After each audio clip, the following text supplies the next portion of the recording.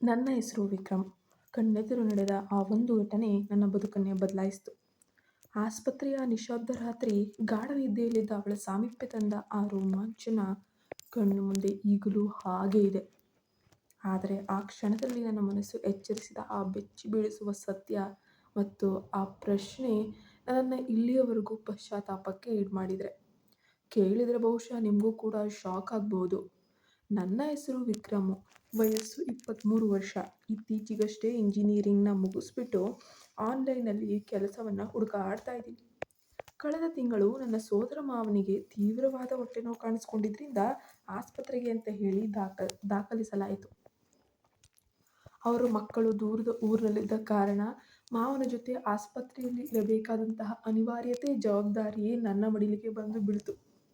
ಆಸ್ಪತ್ರೆಯ ನಮ್ಮ ವಾರ್ಡ್ನ ಎದುರಿನ ಬೆಡ್ನಲ್ಲಿ ಸುಮಾರು 55 ವರ್ಷದ ಒಬ್ಬರು ವ್ಯಕ್ತಿ ದಾಖಲಾಗಿದ್ದ ಪ್ರಸಂಗವದು. ಅಪಘಾತವಾಗಿ ಕಾಲಿಗೆ ಪೆಟ್ಟಾಗಿದ್ದರಿಂದ ಅವರು ತಿಂಗಳಿಂದ ಅಲ್ಲೇ ಚಿಕಿತ್ಸೆಯನ್ನು ಪಡೀತಿದ್ದಾರೆ.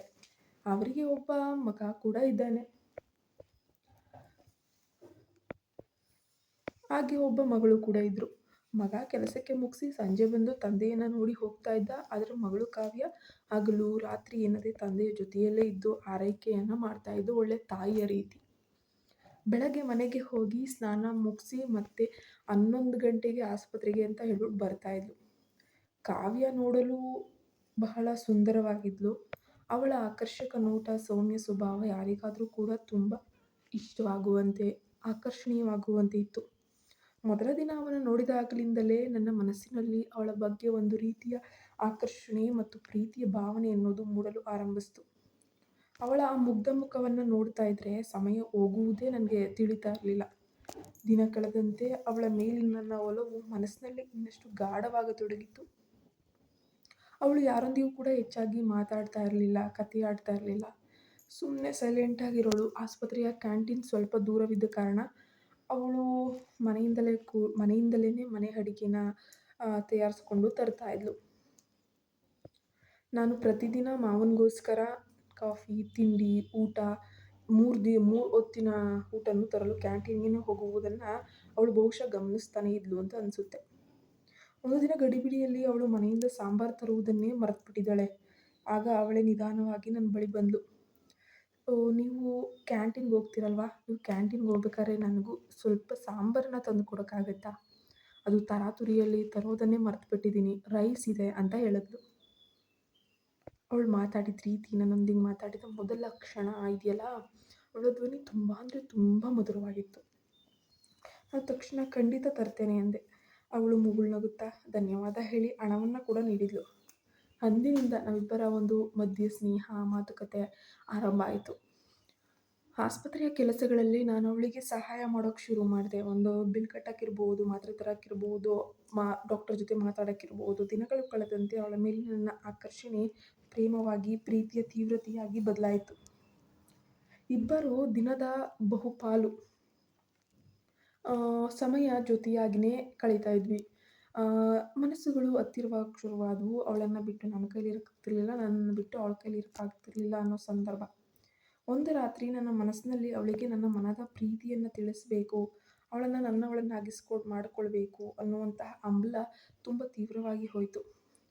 ಸುಮಾರು ರಾತ್ರಿ 1 ಗಂಟೆ ನಂತರ ಇಡೀ ವಾರ್ಡು ತುಂಬ ಶಾಂತವಾಗಿರುತ್ತೆ. ಯಾಕಂದರೆ ಯಾರೂ ಇರೋಲ್ಲ ಆ ಸಮಯದಲ್ಲಿ. ನರ್ಸ್ಗಳು ಕೂಡ ಅಕ್ಕಪಕ್ಕದ ರೂಮ್ನಲ್ಲೇ ಇರ್ತಾರೆ. ಕಾವ್ಯಳ ತಂದೆಯ ಬೆಡ್ ಕೊನೆಯಲ್ಲಿದ್ದರಿಂದ ಪಕ್ಕದ 2 ಬೆಡ್ಗಳು ಖಾಲಿಯಾಗಿಯೇ ಬಿದ್ದಿದ್ವು. ಆ ರಾತ್ರಿ ಕಾವ್ಯ ದಿನದ ದಣಿವಿನಿಂದ, ಅಂದರೆ ಪಾಪ ಓಡಾಡಿ ಮನೆಯಿಂದ ಆಸ್ಪತ್ರೆಯಿಂದ ಮನೆಗೆ ಓಡಾಡಿ ನಿದ್ದೆಗೆ ಜಾರೇ ಬಿಟ್ಟಿದ್ಲು. ವಾರ್ಡ್ ಸಂಪೂರ್ಣ ನಿಶ್ಶಬ್ದವಾಗಿತ್ತು. ನಾನು ನಿಧಾನವಾಗಿ ಅವಳ ಬಳಿ ನಡೆದೆ. ಅವಳ ಪಕ್ಕದಲ್ಲಿ ಕುಳಿತು ಅವಳು ನಿಶ್ಚಿತತೆಯ ಮುಖವನ್ನು ನೋಡುತ್ತಾ ಕುಳಿತೆ. ದೀಪದ ಉಂಗುರ ಬೆಳಕಿನಲ್ಲಿ ದೇವತೆಯಂತೆ ಕಂಗೊಳಿಸ್ತಾ ಇದ್ಲು. ಹೃದಯದ ಬಡಿತ ಜೋರಾಗಿಯೇ ಇತ್ತು ಅಂದ್ಕೊಳ್ಳಿ. ಮನಸ್ಸಿನಲ್ಲಿದ್ದ ಭಾವನೆಗಳನ್ನು ಮಿತಿಮೀರಿದ್ದಕ್ಕೆ ನಾನು ಅವಳ ಕೈಯನ್ನು ಮೆಲ್ಲನೆ ನನ್ನ ಕೈಗೆ ತೆಗೆದುಕೊಂಡ್ಬಿಟ್ಟೆ. ಅವಳ ಸಾಮೀಪ್ಯ ನನ್ನಲ್ಲಿ ಹೊಸ ಲೋಕವನ್ನೇ ಸೃಷ್ಟಿಸ್ತಾ ಇತ್ತು. ಆ ನಿಶ್ಶಬ್ದದ ಕ್ಷಣಗಳಲ್ಲಿ ನನ್ನ ಇಡೀ ಗಮನ ಅವಳ ಮೇಲೇನೇ ಇತ್ತು. ಕಾವ್ಯಾಳ ಮುಗ್ಧತೆ ಆಗಿರ್ಬೋದು, ಆ ಸೌಂದರ್ಯ, ಸುಂದರ ರೂಪ, ಆ ಬಣ್ಣ ನನ್ನನ್ನು ಸಂಪೂರ್ಣವಾಗಿ ಮಂತ್ರಮುಗ್ಧನನ್ನಾಗಿಸ್ತು. ಆಕೆಯ ಹತ್ತಿರವಿದ್ದ ಆ ಕೆಲವು ನಿಮಿಷಗಳು ನನ್ನ ಜೀವನದ ಅತ್ಯಂತ ರೋಮಾಂಚನಕಾರಿ ಕ್ಷಣಗಳಾಗಿದ್ವು. ಆದರೆ ಕಾವ್ಯ ನಿದ್ದೆಯಲ್ಲೇ ಸಣ್ಣದಾಗಿ ಕಣ್ಣನ್ನು ಮುಚ್ಚಿ ಹೊರಳಾಡಿದಾಗ ನನ್ನ ಮನಸ್ಸಿಗೆ ಒಂದು ಎಚ್ಚರಿಕೆ ಅನ್ನೋದು ಸಿಕ್ತು. ಆ ಕ್ಷಣ ನನ್ನ ಆತ್ಮಸಾಕ್ಷಿಗೆ ಭಯ ಆಗೋಕ್ಕೆ ಶುರುವಾಯಿತು. ನಾನು ಮಾಡ್ತಾ ಇರೋದು ಸರಿಯಾ? ಒಬ್ಬ ಗೆಳತಿಗೆ ಅವಳ ಒಪ್ಪಿಗೆ ಇಲ್ಲ, ಅವಳಿಗೆ ನಾನು ಪ್ರೀತಿ ಮಾಡ್ತಾ ಇದ್ದೀನಿ ಅಂತ ಗೊತ್ತಿಲ್ಲ. ಆಕೆ ನಿದ್ದೆ ಮಾಡ್ತಾ ಇರುವಾಗ ನಾನು ಈ ರೀತಿ ಅವಳ ಸಾಮೀಪ್ಯ ಬಯಸುವುದು ಬಹುಶಃ ತಪ್ಪು. ಪ್ರೀತಿ ಎಂದರೆ ಗೌರವ ನೀಡಿ ಗೌರವ ಪಡೆಯುವುದು ಅನಿಸುತ್ತೆ. ನನ್ನ ವಿವೇಕ ನನ್ನನ್ನು ಆ ಕ್ಷಣ ಎಚ್ಚರಿಸಿತು. ತಕ್ಷಣವೇ ನನ್ನಲ್ಲಿ ಪಶ್ಚಾತ್ತಾಪದ ಭಾವನೆ ಮೂಡಿತು. ಬಹುಶಃ ಆ ಕ್ಷಣ ನಾನು ಸ್ವಲ್ಪ ಯಾಮಾರಿದರೂ ಕೂಡ ಅದೇನಾಗ್ತಿತ್ತೋ ಗೊತ್ತಿಲ್ಲ. ನಾನು ತಕ್ಷಣವೇ ಕಾವ್ಯಳಿಂದ ದೂರ ಸರಿದು ಅವಳನ್ನು ಗೌರವದಿಂದ ನೋಡುತ್ತಾ ನನ್ನ ಜಾಗಕ್ಕೆ ಬಂದು ಮಲ್ಕೊಂಡ್ಬಿಟ್ಟೆ. ಆದರೆ ನನ್ನ ಮನಸ್ಸು ಕೇಳ್ತಾ ಇಲ್ಲ, ಅದು ಬೇರೆಯೇ ಕೇಳ್ತಾ ಇದೆ. ನನ್ನ ತಪ್ಪಿನ ಅರಿವು ನನಗಾಯಿತು. ಮರುದಿನ ಬೆಳಗ್ಗೆ ಕಾವ್ಯ ಎದ್ದಾಗ ನನ್ನ ಕಣ್ಣುಗಳನ್ನು ನೋಡಿದ್ಲು. ನನ್ನ ಕಣ್ಣಲ್ಲಿದ್ದ ಪಶ್ಚಾತ್ತಾಪ ಮತ್ತು ಪ್ರೀತಿ ಅವಳಿಗೆ ಬಹುಶಃ ಅರ್ಥವಾಗಿತ್ತು. ಆಸ್ಪತ್ರೆಯಿಂದ ಅವ್ರ ತಂದೆ ಡಿಸ್ಚಾರ್ಜ್ ಆಗುವ ದಿನ ನಾನು ಧೈರ್ಯ ಮಾಡಿ ಕಾವ್ಯಾಳ ಮುಂದೆ ಹೋದೆ.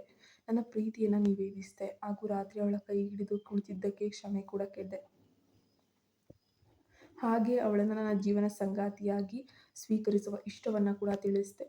ಕಾವ್ಯ ನನ್ನ ಪ್ರಾಮಾಣಿಕತೆ, ಸಭ್ಯತೆ ಮತ್ತು ನನ್ನ ಮನಸ್ಸಿನ ಒಳ್ಳೆಯತನವನ್ನು ನೋಡಿ ಮುಗುಳ್ನಗುತ್ತಾ ನನ್ನ ಪ್ರೀತಿಯನ್ನು ಒಪ್ಪಿಕೊಂಡ್ಳು. ಇಬ್ಬರ ಕುಟುಂಬದವರ ಸಮ್ಮುಖದಲ್ಲಿ ನಮ್ಮಿಬ್ಬರ ನಿಶ್ಚಿತಾರ್ಥ ನಡೆದು ಕೌಟುಂಬಿಕ ಒಪ್ಪಿಗೆಯೊಂದಿಗೆ ನನ್ನ ಪ್ರೇಮ ಜೀವನವು ಸುಖಮಯವಾಗಿ ಆರಂಭ ಕೂಡ ಆಯಿತು.